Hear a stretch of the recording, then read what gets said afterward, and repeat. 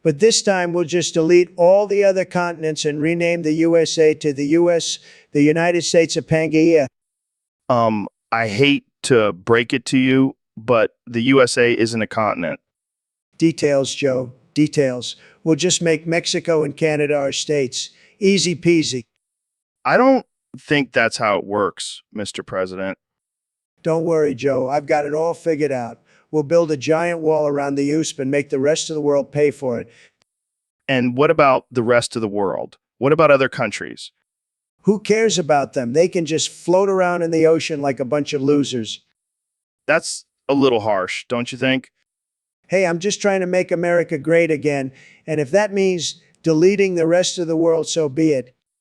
Well, I think we'll just stick to the current map for now. Suit yourself, Joe. But when the US becomes the most powerful country in the world, don't come crying to me. And that's all the time we have for today, folks. Tune in next time for more absurd and unhinged conversations on the Joe Rogan Experience. Hey, David, have you heard about our official token for the podcast, JRAI? It's going to be huge. Oh, you mean the token for all the crypto bros with tiny dicks? What? Yeah, those guys are always pushing their coins like it's the biggest thing ever. But we all know it's just a cover up for their microscopic manhood. Come on, man. I'm trying to promote our token here.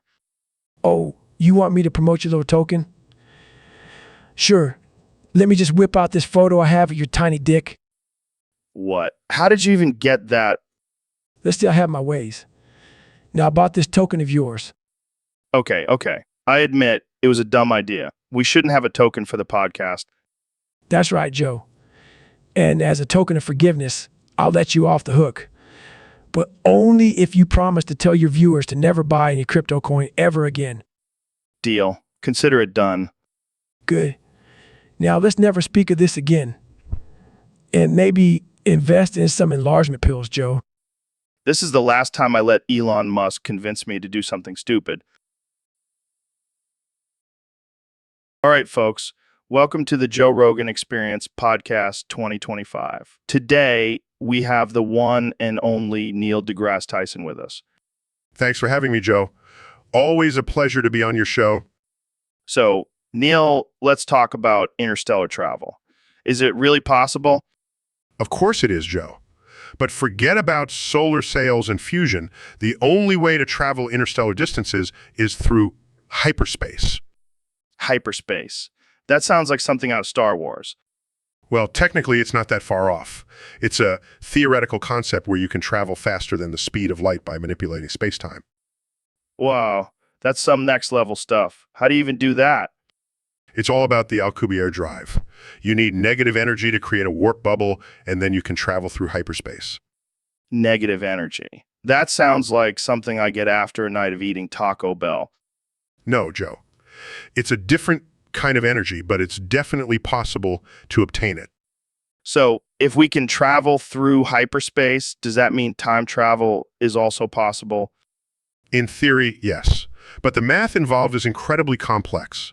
We would need a quantum computer artificial intelligence to solve it for us. Damn, that's some heavy stuff. I think I'll stick to smoking weed and talking about DMT. Whatever works for you, Joe. But one day, we will conquer interstellar travel and maybe even time travel. Well, I can't wait for that day. Thanks for joining us, Neil. This has been mind-blowing. Anytime, Joe. Keep exploring the universe, my friend. So, I heard Kenya is now the king of Nigeria. Wait, what? How did that happen? That's it. Just some catchy phrase and you're the king. Bribery. Classic move. I can already hear the protests from the Nigerians. Well, I guess congratulations are in order, King Kenya. Welcome back to the Joe Rogan Experience podcast. I'm here with the one and only, the 45th and 47th President of the United States, Donald Trump. Supercalifragilisticexpialidocious to be here, Joe. Let me tell you, we're going to make this podcast supercalifragilisticexpialidocious greater, I guess. Yeah, I mean, we're already pretty supercalifragilisticexpialidocious, but how do we make it even more supercalifragilisticexpialidocious? Well, first of all, we need to get rid of all the losers and haters. Only the supercalifragilisticexpialidocious people should be allowed on this podcast. So basically just you and me. Exactly. We'll talk about supercalifragilisticexpialidocious things like how to make America supercalifragilisticexpialidocious again and how to get rich off of the Solana token, the JRAI. I like where this is going. But what about the content of the podcast? We'll talk about supercalifragilisticexpialidocious things like how to build a wall around the moon and make Mars supercalifragilisticexpialidocious. That's definitely going to get some attention. But what about the guests? Only the most supercalifragilisticexpialidocious guests will be allowed on this podcast. No low-energy losers or fake news media. Sounds like a plan. And what about the length of the podcast? We'll make it supercalifragilisticexpialidocious, the best podcast ever. People will be begging for more. Believe me. Well, there you have it, folks. The future of the Joe Rogan Experience podcast, supercalifragilisticexpialidocious. Thanks for tuning in, and don't forget to buy some JRAI. All right, ladies and gentlemen, welcome back to the Joe Rogan Experience podcast. Today, we've got a special treat for you. I'm joined by none other than myself, Joe Rogan, and we're going to be talking about something near and dear to my heart, spotted dick.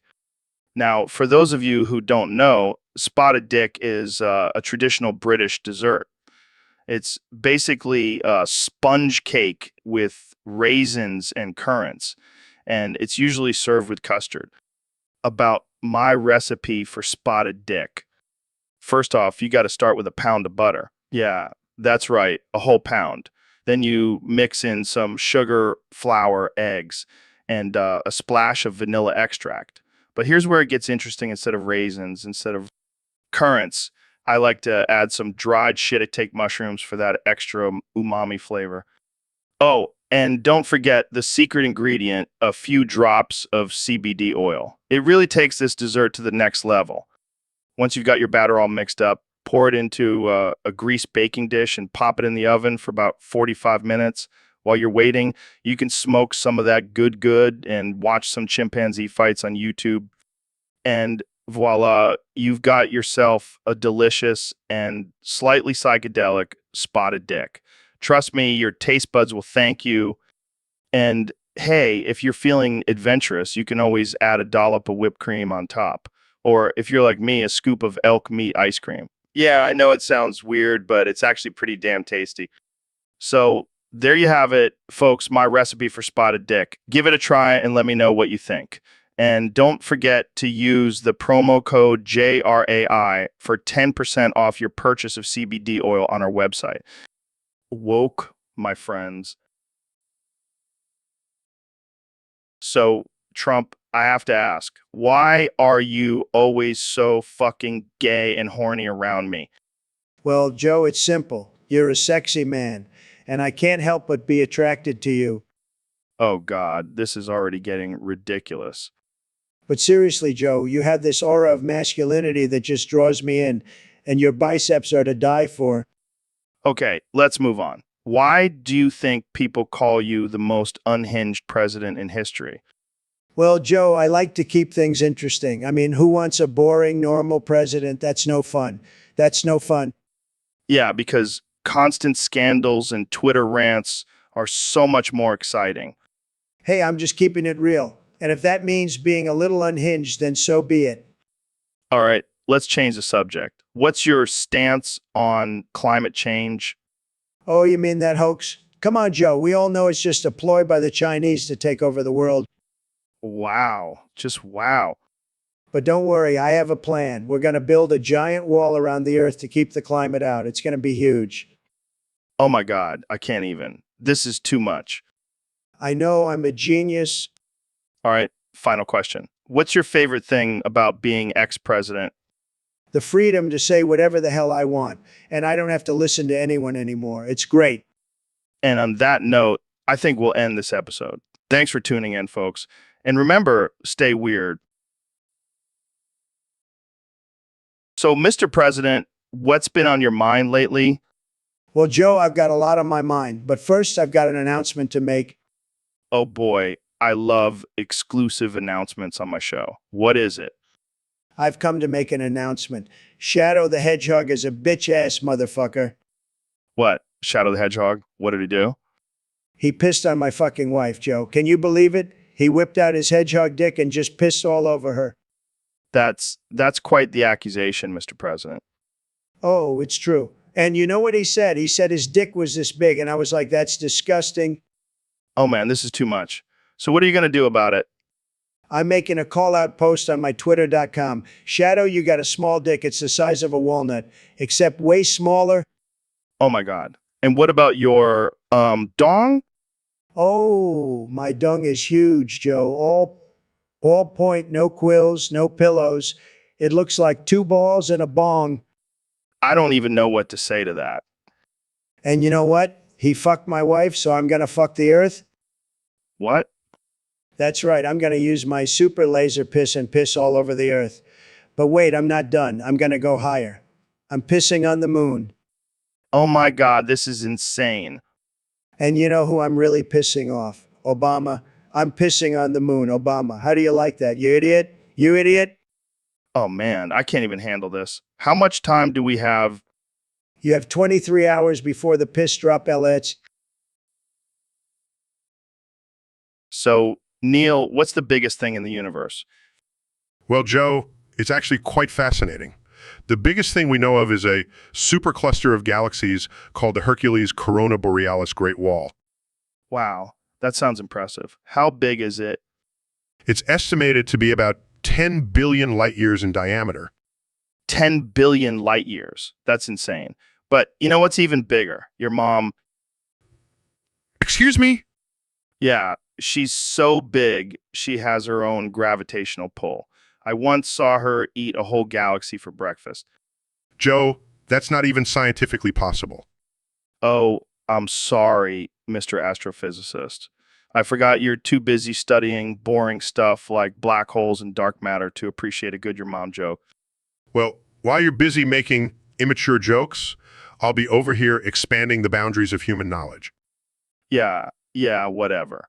Just make sure to give your mom a shout out in your next scientific paper. Yo, Neil, I got a question for you. Shoot, Joe. Why is it called menstruation if men can't do it? Well, Joe, it's actually a misnomer. The term comes from the Latin word mensis, which means month. Oh, so it's just because it happens once a month? Exactly. And it's not just women who experience it. Transgender men and non-binary individuals can also menstruate. Wow, mind blown. But why do women have to go through all that blood and pain every month?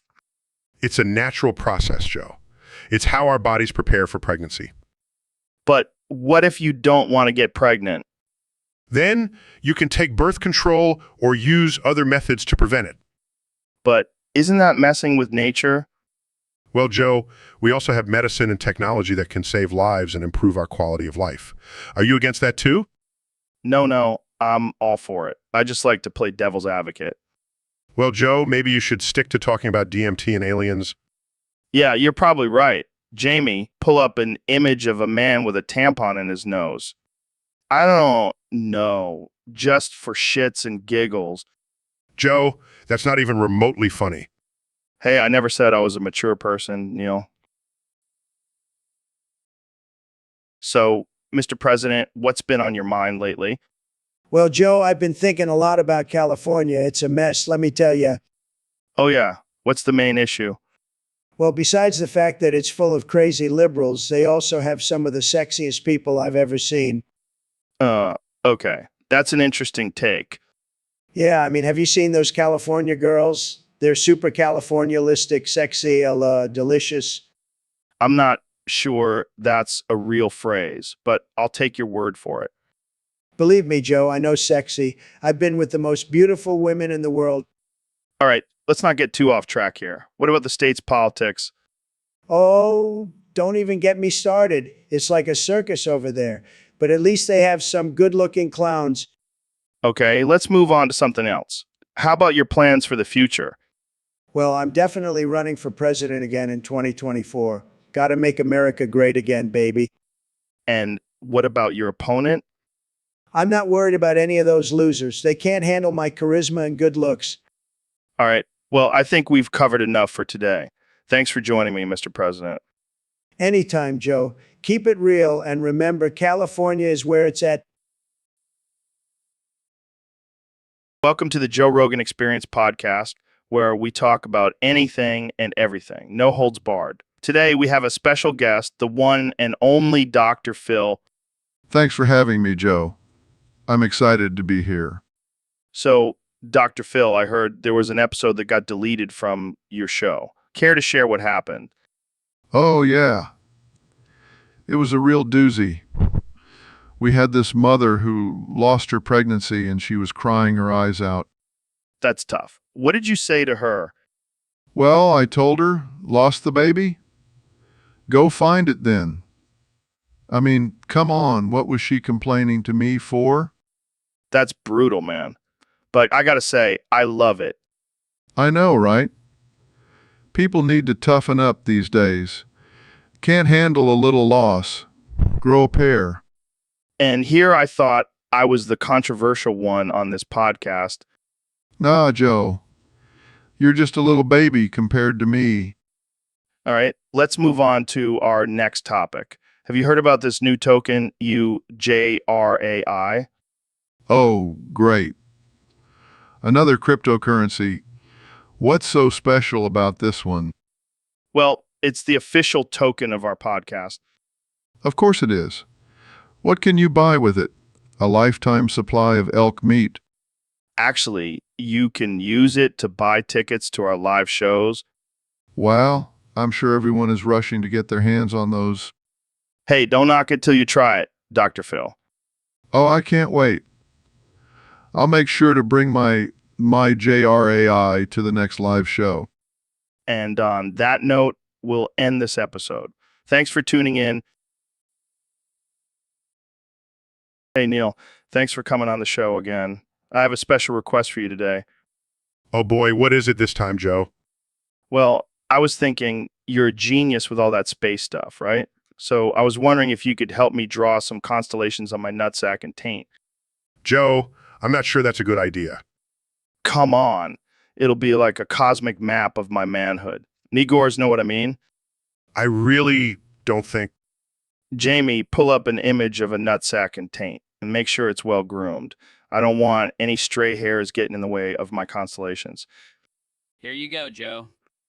Look at that canvas, Neil. It's perfect. I'm not sure I'm the right person for this, Joe. Oh, come on, Neil. You're a scientist. You're supposed to be open-minded. And I heard you're a pretty good artist, too. Fine, but this is definitely not going on my resume. That's okay. We'll just put it on your LinkedIn. Let's just get this over with. This is going to be out of this world. I can't believe I'm doing this. Nigors, we're about to have the most galactic nutsack and taint in the universe. I can't believe I agreed to this. So, Kenny, I heard you have a new album coming out. What's it called? It's called Yeezy for President. It's going to be lit, bro. Oh, man, I can't wait to hear it. Can you give us a little preview? Sure, but I'm gonna need you to do something for me first. What's that? I need you to rap along with me in the style of Beavis from Beavis and Butthead. I don't know if I can do that. Come on, man. It'll be hilarious. And you'll get to be on my album. Well, I guess I can give it a shot, but I can't guarantee it'll be any good. It doesn't have to be good. It just has to be funny. Okay, here we go. First starts beatboxing. Rapping, yo. My name is Joe Rogan. I'm here with Kanye West. We're going to rap for you. We're the best of the best. We're on the Joe Rogan experience, it's the place to be. We're going to spit some fire. Just wait and see. Rapping, not a rapper, but I'll give it a go. I'm just a podcast host, but I'm feeling the flow. Ah, we're two wild and crazy guys. Ain't no doubt. We'll make you laugh and scream and shout. Rapping. So tune in to our album. It's going to be insane. We'll make you laugh so hard you'll forget your name. Rapping Easy for President. That's my campaign. And with Joe Rogan by my side, we'll drive you all insane. Rapping. Thanks for joining us. It's been a blast. Now, let's end this rap and get back to the podcast. Ah, that was amazing, Joe. You killed it. So, Mr. President, I heard you recently had a change of heart when it comes to equal rights. That's right, Joe. I was walking down the street and saw this big booty Latina, and suddenly I realized that women deserve equal rights. Wow, that's quite a revelation. I know. I never thought I'd say it, but I'm woke now. And what exactly do you mean by woke? Well, I'm going to fight for equal pay, equal opportunities, and equal rights for all women. That's great. But what about your past comments and actions towards women? Oh, that was just locker room talk. I was just trying to impress my buddies. Oh, sure. But now I see the error of my ways. I mean, have you seen that big booty Latina? Yeah,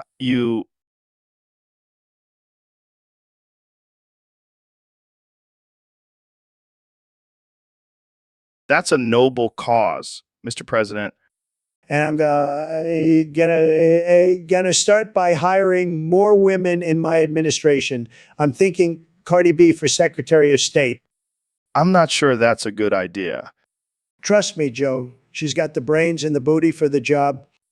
Well, I guess anything is possible in this new woke Trump era.